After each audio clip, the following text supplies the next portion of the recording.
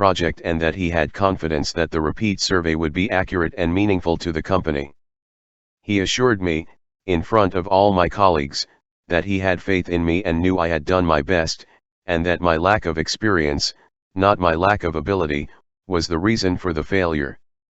I left that meeting with my head up in the air and with the determination that I would never let that boss of mine down again.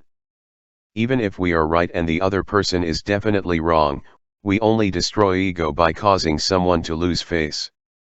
The legendary French aviation pioneer and author Antoine de Saint-Exupéry wrote, "I have no right to say or do anything that diminishes a man in his own eyes. What matters is not what I think of him, but what he thinks of himself. Hurting a man in his dignity is a crime. A real leader will always follow." Principle 5. Let the other person save face. Pete Barlow was an old friend of mine. He had a dog and pony act and spent his life traveling with circuses and vaudeville shows. I loved to watch Pete train new dogs for his act. I noticed that the moment a dog showed the slightest improvement, Pete patted and praised him and gave him meat and made a great to-do about it. That's nothing new. Animal trainers have been using that same technique for centuries. Why, I wonder, don't we use the same common sense when trying to change people that we use when trying to change dogs? Why don't we use meat instead of a whip? Why don't we use praise instead of condemnation?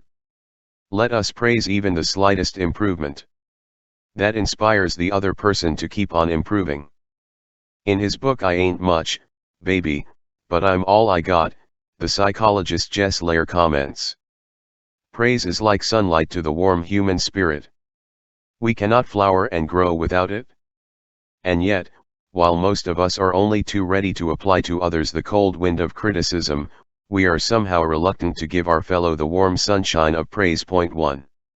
I can look back at my own life and see where a few words of praise have sharply changed my entire future.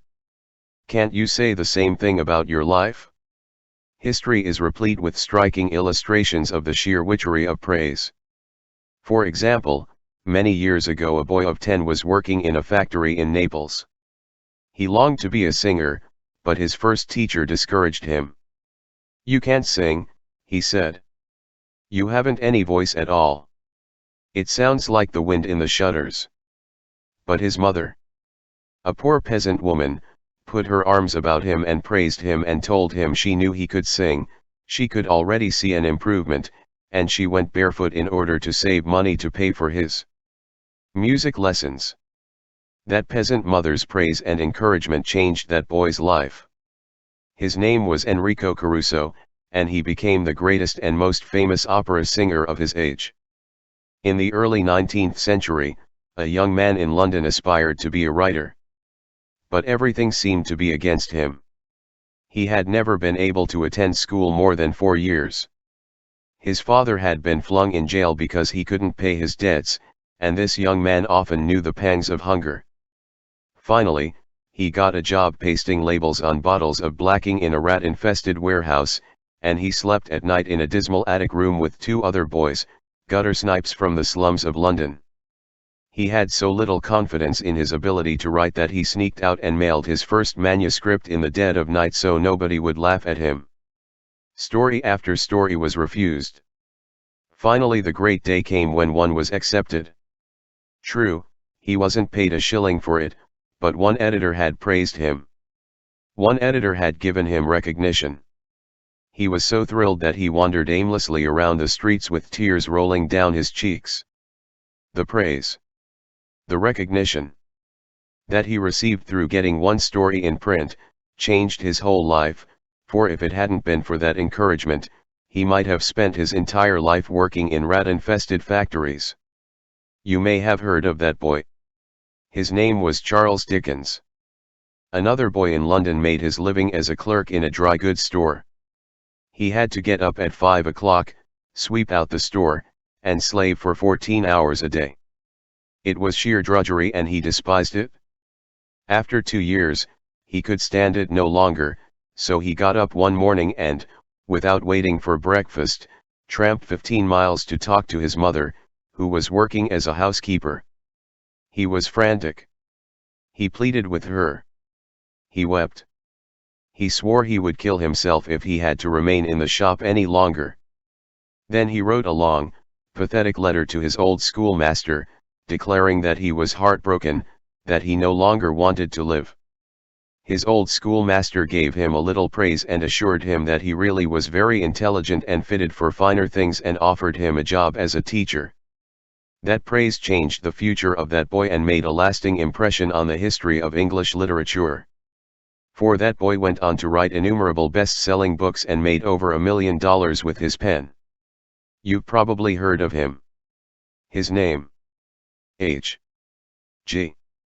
Wells. Use of praise instead of criticism is the basic concept of B. F. Skinner's teachings. This great contemporary psychologist has shown by experiments with animals and with humans that when criticism is minimized and praise emphasized, the good things people do will be reinforced and the poorer things will atrophy for lack of attention. John Ringel Spa of Rocky Mount, North Carolina, used this in dealing with his children. It seemed that, as in so many families, mother and dad's chief form of communication with the children was yelling at them. And, as in so many cases, the children became a little worse rather than better after each such session, and so did the parents. There seemed to be no end in sight for this problem. Mr. Ringel Spa determined to use some of the principles he was learning in our course to solve this situation. He reported, "We decided to try praise instead of harping on their faults. It wasn't easy when all we could see were the negative things they were doing. It was really tough to find things to praise. We managed to find something, and within the first day or two some of the really upsetting things they were doing quit happening. Then some of their other faults began to disappear. They began capitalizing on the praise we were giving them. They even began going out of their way to do things right. Neither of us could believe it. Of course, it didn't last forever, but the norm reached after things leveled off was so much better. It was no longer necessary to react the way we used to. The children were doing far more right things than wrong ones. All of this was a result of praising the slightest improvement in the children rather than condemning everything they did wrong. This works on the job too."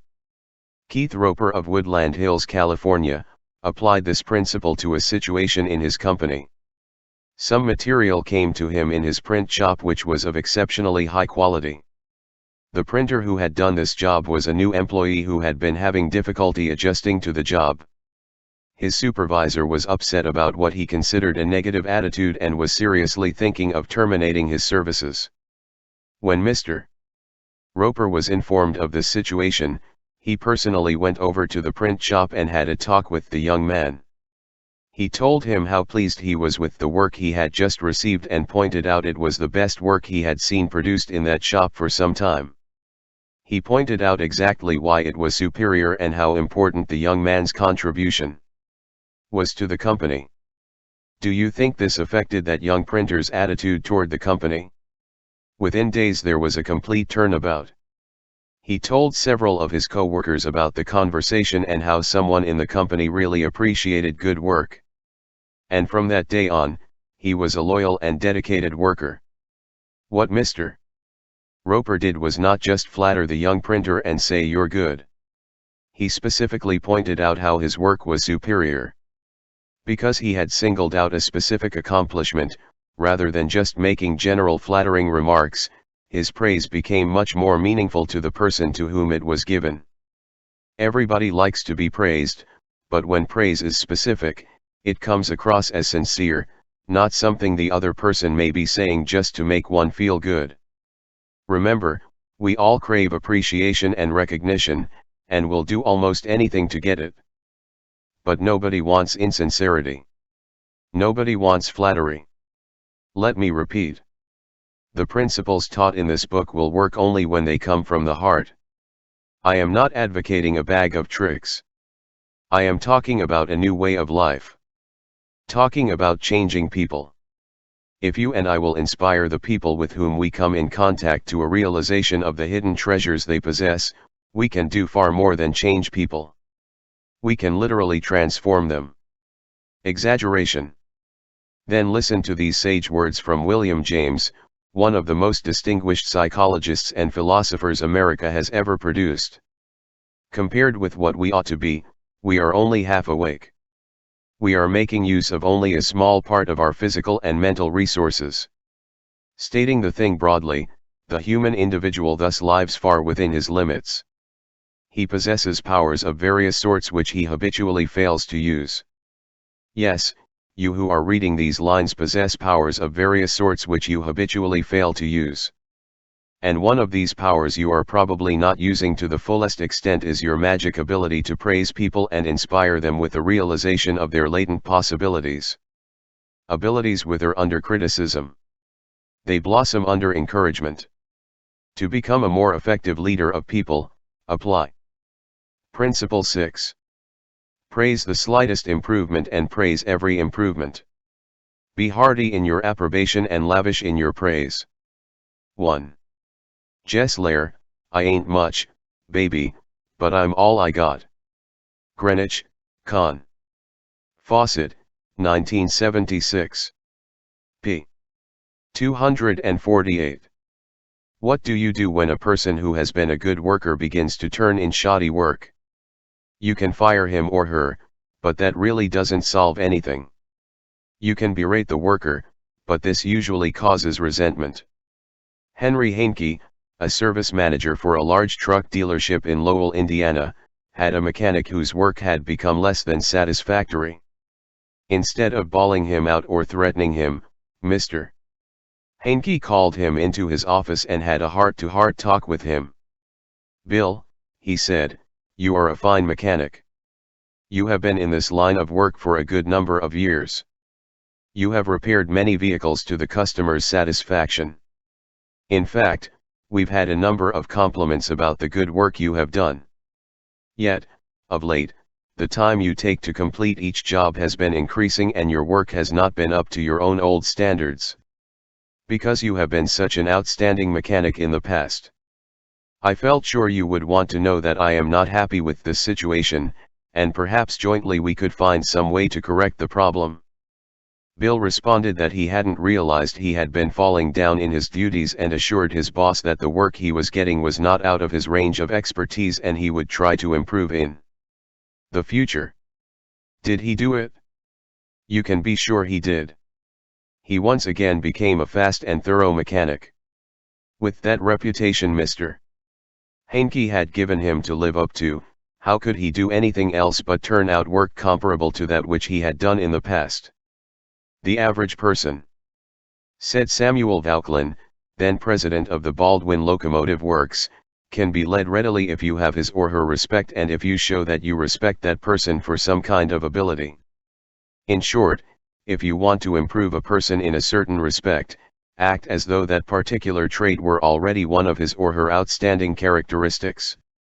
Shakespeare said assume a virtue, if you have it not. And it might be well to assume and state openly that other people have the virtue you want them to develop.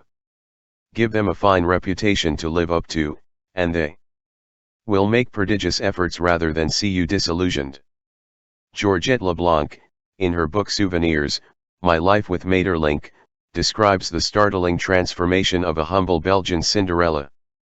"A servant girl from a neighboring hotel brought my meals," she wrote. She was called Marie the dishwasher because she had started her career as a scullery assistant. She was a kind of monster, cross-eyed, bandy-legged, poor in flesh and spirit. One day, while she was holding my plate of macaroni in her red hand, I said to her point blank, "Marie, you do not know what treasures are within you." Accustomed to holding back her emotion, Marie waited for a few moments, not daring to risk the slightest gesture for fear of a catastrophe.